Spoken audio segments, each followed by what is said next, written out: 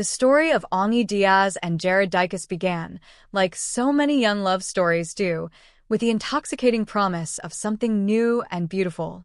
On the surface, their October 2022 wedding was a celebration of youthful love and possibility.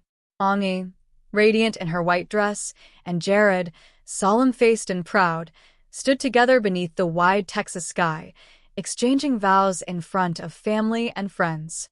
For those who attended the ceremony, there was little reason to suspect the darkness that would eventually consume their union. It was supposed to be a new beginning. Yet, what no one could see that day was that the seeds of tragedy had already been planted, quietly, invisibly, and would soon grow into something unthinkable. Anggy Diaz was only 21 years old, but her journey had already been long and courageous. Born in Nicaragua, she had grown up in a region marked by political unrest and limited economic opportunity.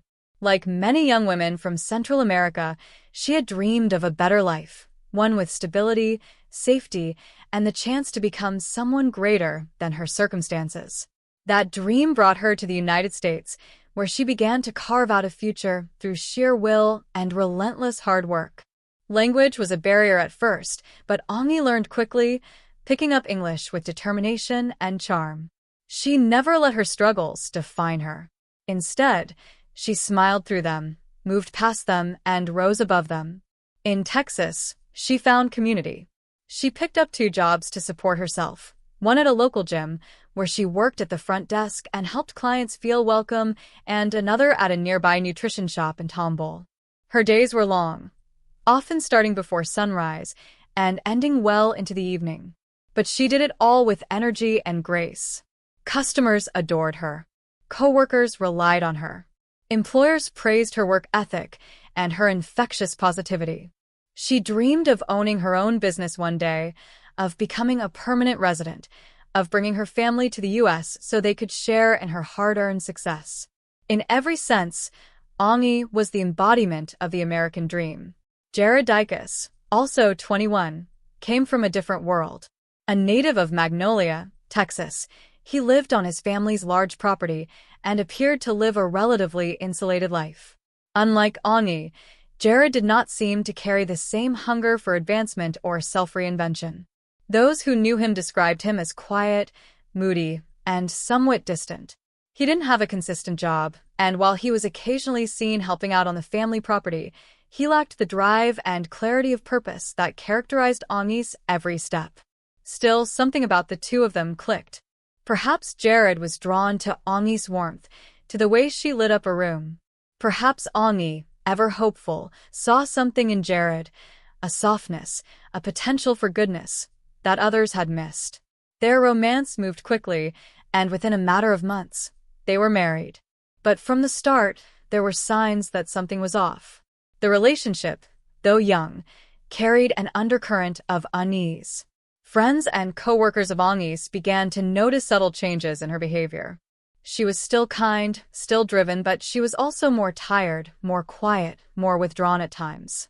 She would sometimes come to work looking exhausted or emotionally drained, but when asked about her well-being, she would brush it off with a polite smile.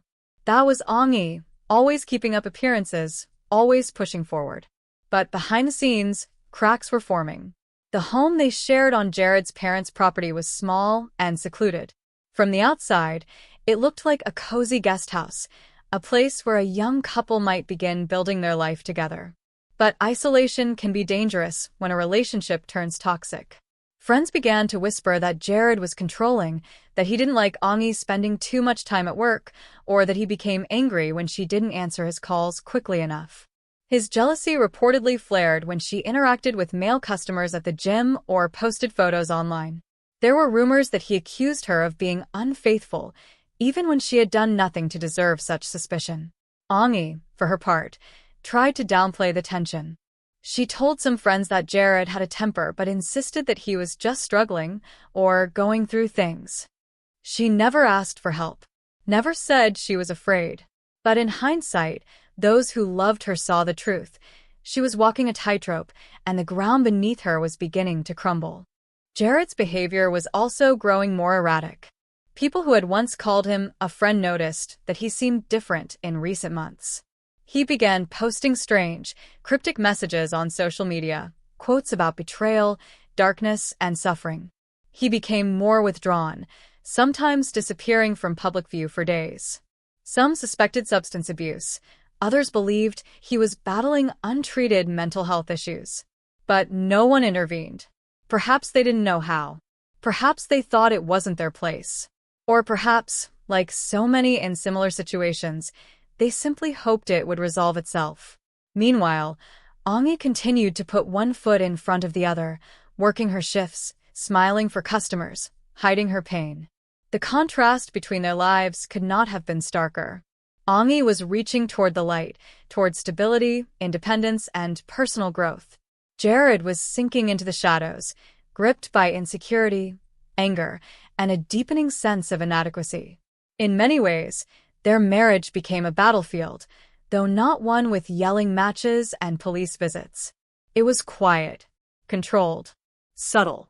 The emotional abuse, if it occurred, was likely the kind that leaves no bruises. The kind that erodes a person's sense of self over time. The kind that leaves victims questioning their own reality. By late December 2022, only weeks after their wedding, things had reportedly worsened. Anggy was working more hours, perhaps to gain some distance. Jared was drinking more heavily and spending more time alone. Their once hopeful marriage had become a pressure cooker, silent, tense, and primed to explode. Those closest to them were beginning to feel it. A co-worker of Anggy's later recalled that she seemed scared to go home some days. Still, she kept her head down and her heart open. She believed in forgiveness, in the power of love to heal. Tragically, that hope would be her undoing.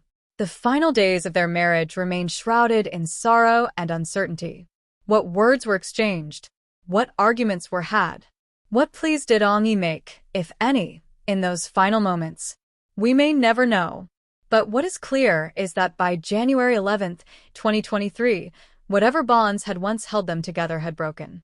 The young couple who had once stood smiling at their wedding altar were now locked in a devastating spiral, one from which only one would emerge alive. When the news broke that Anggy Diaz had been found murdered, brutally decapitated in the very home she shared with her husband, the community was stunned into silence. Even those who had sensed something was wrong could not have imagined the depth of violence that had occurred. The woman they had known as radiant, hopeful, and endlessly kind was gone, and the man she had trusted most had taken her life in the most grotesque way imaginable. In hindsight, it became clear that this wasn't a sudden break or an unpredictable tragedy. It was the culmination of months of subtle warning signs, ignored discomforts, and a relationship that had eroded from the inside out. The dream of love, of partnership, of building a life together, had turned into a waking nightmare. And in that nightmare, a young woman lost her life, a community lost its sense of peace, and a story that began with promise ended in irrevocable horror. Magnolia, Texas, on the morning of January 11th, 2023, presented itself like any other quiet rural town nestled among the trees and winding backroads of Montgomery County.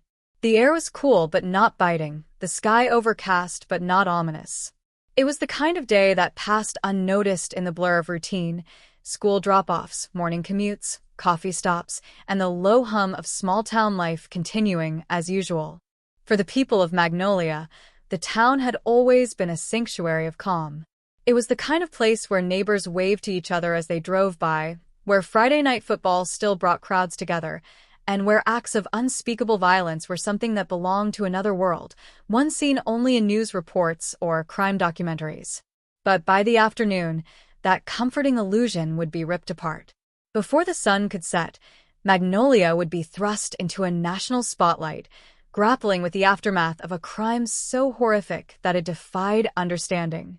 The first tremors of what was to come were felt not through sirens or a flurry of police activity, but through an unexpected and deeply unsettling visit. Jared Diaz, a 21-year-old local man, walked into the sheriff's office in nearby Conroe, calm and composed in a way that immediately seemed incongruous with his words. He told deputies, without any apparent emotion, that he had killed his wife. No dramatic confession. No tears. Just the plain, horrifying truth delivered in a voice that betrayed no panic. At first, the deputies did not know what to make of it. People came in with wild stories more often than one might expect: mental health episodes, false claims, desperate cries for attention. But there was something in Jared's demeanor, in the flatness of his delivery, that felt too real to ignore. Officers took him seriously and dispatched a team to the address he had provided, a property on Oak Hollow Drive, just outside the heart of Magnolia. The home belonged to Jared's parents, and on a section of that land sat a small detached cottage where Jared lived with his wife, Anggy Diaz. What the deputies found when they arrived at the scene would haunt them for the rest of their careers. Inside the modest cottage, the floor was stained deep red with blood, the walls splattered with the unmistakable evidence of rage unleashed. In the center of the room lay Anggy's lifeless body. She had been decapitated, her head severed cleanly, and placed several feet away from the rest of her remains. It was not just a killing. It was not just a case of domestic violence. It was an act of such extreme brutality that it seemed designed to erase the humanity of the victim, to reduce her not only to a body, but to something unrecognizable. The murder weapon, believed to be a kitchen knife, was recovered at the scene. Blood covered nearly every surface in the room. The air was thick with the coppery stench of death. Investigators immediately understood that they were not walking into a typical crime scene. This was different. This was something more primal, more disturbing. And yet, there was no sign of struggle, no sign of forced entry, no suggestion that this had been anything other than a horrific eruption from within the home itself. Anggy had likely been caught off guard, going about her morning routine, perhaps getting ready for work, never suspecting that the man she had married just a few months earlier would become her executioner. As officers processed the scene, Jared sat in the back of a patrol car, still calm, still offering no resistance. He was arrested on the spot and charged with murder, taken into custody without incident. What struck many of the responding officers was not just the gruesomeness of the crime, but the almost eerie lack of remorse. Jared did not ask about Anggy. He did not express regret. He did not appear distressed. If anything, he seemed detached from the reality of what he had done, as if the act had been decided long before it was carried out.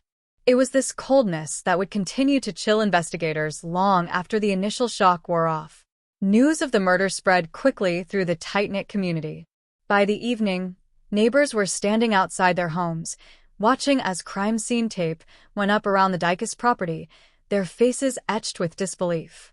It was hard to reconcile the image of the couple they had seen smiling together just weeks before with the bloody reality now unfolding behind closed doors. Anggy had been known in town. She worked 2 jobs, one at a gym and another at a small nutrition shop in Tomball, and was remembered by customers and coworkers alike as kind, upbeat, and always willing to lend a hand. She had only recently married Jared, and while those close to her had sensed that things might not be perfect at home, no one had imagined anything like this. As more details emerged, a narrative began to take shape. Friends and acquaintances recalled moments of tension between the young couple.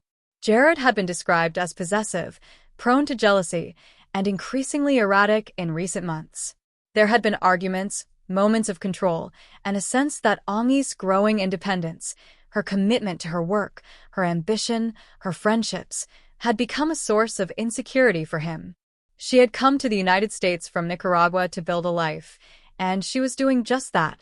Jared, by contrast, seemed adrift, lacking the same sense of purpose.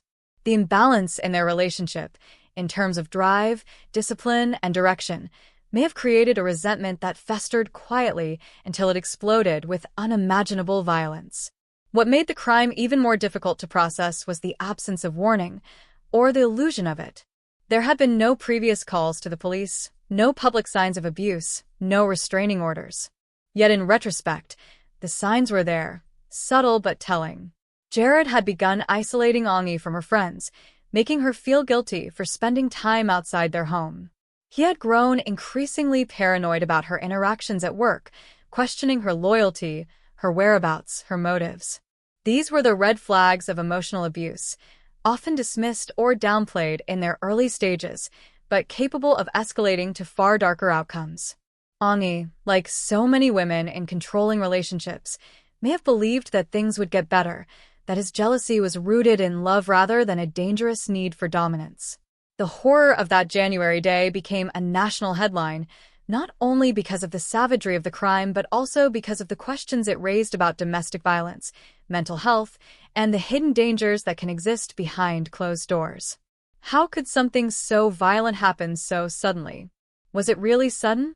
Or had it been building, silently, invisibly, over weeks and months? Could someone have intervened? Should they have? Law enforcement began piecing together the timeline. They believed the murder had taken place several hours before Jared turned himself in. During that window, he had made no attempt to flee, no effort to hide the crime. It was as if, in his mind, the killing had resolved something, settled a score that only he understood. The calmness with which he confessed suggested not panic, but inevitability.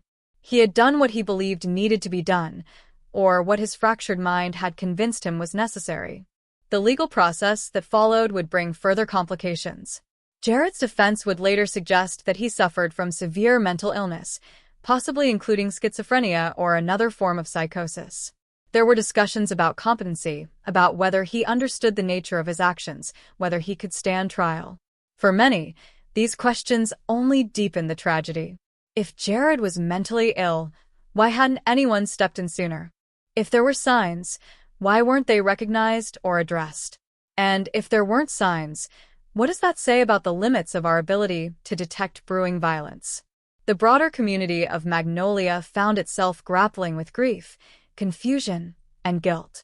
Anggy's co-workers held vigils in her honor, lighting candles and sharing stories of her warmth and determination. Her family, both in Texas and back in Nicaragua, were left to mourn a daughter stolen in the most horrific way. They had sent her to America with hope, believing she would find safety, freedom, and opportunity. Instead, she had found a violent end in a place that had once promised sanctuary. The Diaz murder case became a rallying point for advocates of domestic violence prevention.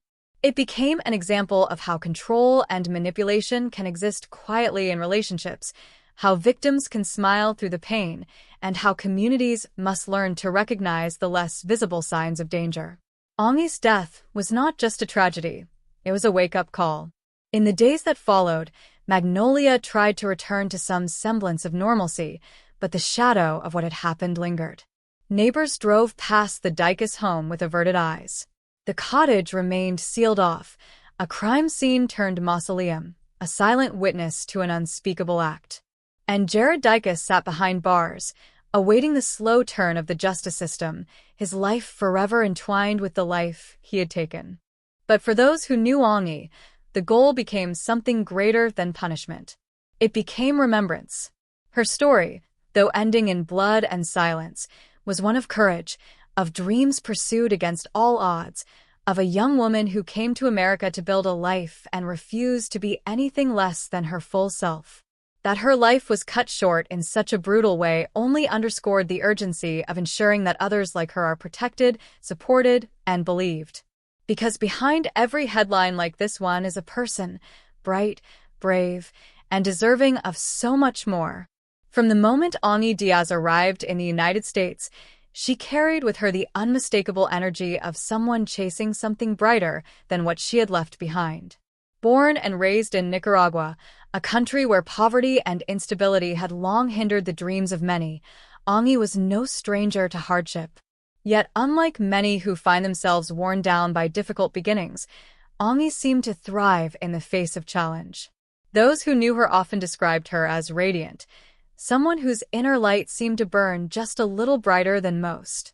She was driven, warm-hearted, and hopeful, a combination of qualities that made her unforgettable even in brief encounters. Her journey to the United States was not just about geography, it was about transformation. It was about reaching for a future that felt just out of reach, and then refusing to let go of it. When Anggy first landed in Texas, she knew almost no English. That didn't stop her. With sheer determination, she began learning the language one phrase at a time, practicing at home, with coworkers, and through daily interactions in the community. It was never easy. She often struggled with pronunciation, and there were moments of frustration, but she kept going. To Anggy, learning English wasn't just a skill. It was a tool for survival, a key to unlocking opportunity, and she refused to let that door remain closed. It wasn't long before she was comfortable enough to engage fluently in conversations, switching between Spanish and English with ease and confidence. That tenacity would define every aspect of her short life in America. She found work almost immediately. Anggy was not one to sit still or let time slip by without purpose. She took a job at a small local gym in Tomball, where her days were filled with motion, checking in customers, cleaning equipment, answering questions, and keeping the energy upbeat. It was the kind of work that didn't always get recognition, but Anggy made it feel important. Her presence at the gym became part of its rhythm. Members looked forward to seeing her smile at the front desk. Her positive attitude was infectious. She would ask people about their day, remember their stories, and follow up with care that felt genuinely personal. For her, this wasn't just about earning a paycheck. It was about community, about finding connection, and building something solid in this new chapter of her life. When she wasn't at the gym, she was working at a nutrition shop not far away. There, too, she poured her energy into every shift. The owner, coworkers, and customers alike spoke later of how deeply she cared, not just about the products or the business, but about people. She would remember regular customers' orders, ask about their families, and always make time for a quick joke or a few kind words. Her ambition was palpable. She talked about opening her own business one day, about saving money, and one day becoming independent. She wanted to build something that was hers. She was not just working jobs. She was building stepping stones to a dream. Friends from both workplaces came to know Anggy as someone who rarely complained, no matter how long her hours were. She was often tired, but she never let exhaustion dull her spark. She'd laugh, she'd encourage others, and when she did speak about her past, it was always with gratitude. Gratitude for the struggle that had shaped her, and for the new chance she had been given. There was a quiet pride in her, not boastful or arrogant, but rooted in survival. She had already overcome more than most people realized, and she was just getting started.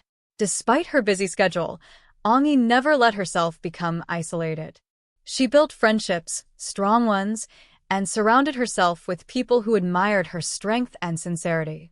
She would talk to her family in Nicaragua often, sharing updates and sending back what she could. To them, she was not just a daughter or a sister, she was a beacon. Her success was theirs too. Every small milestone she reached in the U.S. felt like a collective victory. But while they were proud, they also worried.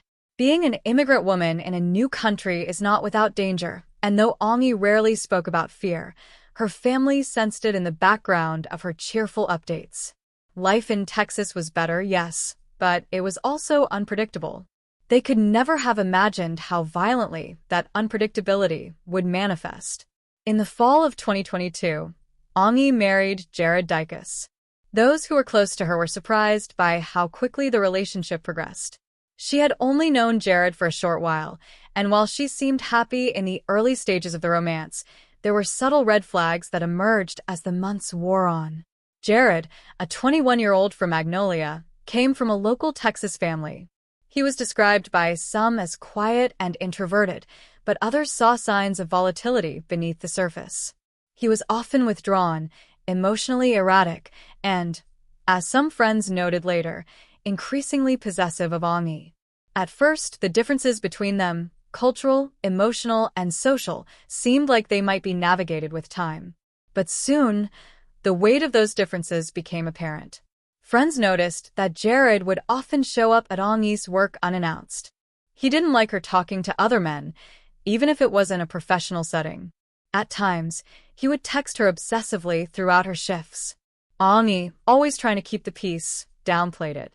She would say things like, "He's just protective," or "He worries too much." She didn't want to alarm her friends or family. But behind her calm explanations was a slowly growing fear. Jared's jealousy was not romantic. It was suffocating. Over time, She began to withdraw slightly from social circles, no longer as free with her laughter, a little more guarded in her conversations. At work, she was still dependable and upbeat, but there was a heaviness behind her eyes that hadn't been there before. The couple lived in a small cottage behind Jared's parents' home, a setup that offered neither privacy nor true independence. It was supposed to be temporary, a stepping stone to their own place, but as the weeks wore on, it became clear that Jared had no real intention of moving forward. He didn't hold a steady job, and tensions between him and Anggy began to escalate. Some co-workers recalled Anggy showing up with bruises she brushed off as accidents. Others noted her checking her phone nervously, as if worried about what message might come next. Still, she never openly admitted anything was wrong. Maybe she believed she could fix it. Maybe she felt trapped. Maybe she was just too hopeful, too unwilling to let go of the dream she'd worked so hard to build. The Waller County District Attorney made it clear that this would not be a case that slipped into the background. It would not be forgotten or minimized. The horror of what happened to Anggy demanded full accountability. It demanded that her name be remembered, not just as a victim, but as a young woman whose life was stolen in the most violent way imaginable. As months passed, the media coverage ebbed and flowed, but public interest in the case remained high. Court documents became public, revealing more chilling details. Jared's social media accounts were analyzed, his mental state dissected by strangers and experts alike. Each new piece of information painted a darker picture of his inner world, one filled with entitlement, control, and a disturbing lack of empathy. Eventually, the case would reach trial, or perhaps a plea would be struck before it got that far. Either way, the legal conclusion would not undo what had happened. It could not restore Anggy's life, or erase the pain etched into the hearts of those who loved her. But it could provide a form of closure. It could say, in no uncertain terms, that her life mattered. That her death was not just another statistic. That the justice system saw her. That the community stood with her. That her name would not be lost in silence. Because in the end, this wasn't just a legal case. It was a human tragedy, a rupture in the fabric of a community, a loss so profound that it left a scar on everyone who encountered it. And while the court could issue a sentence and the state could confine Jared Diaz for the rest of his life, the true measure of justice would lie in what followed, in the reforms that were made, the lives that were protected, and the women who found the courage to speak up before it was too late.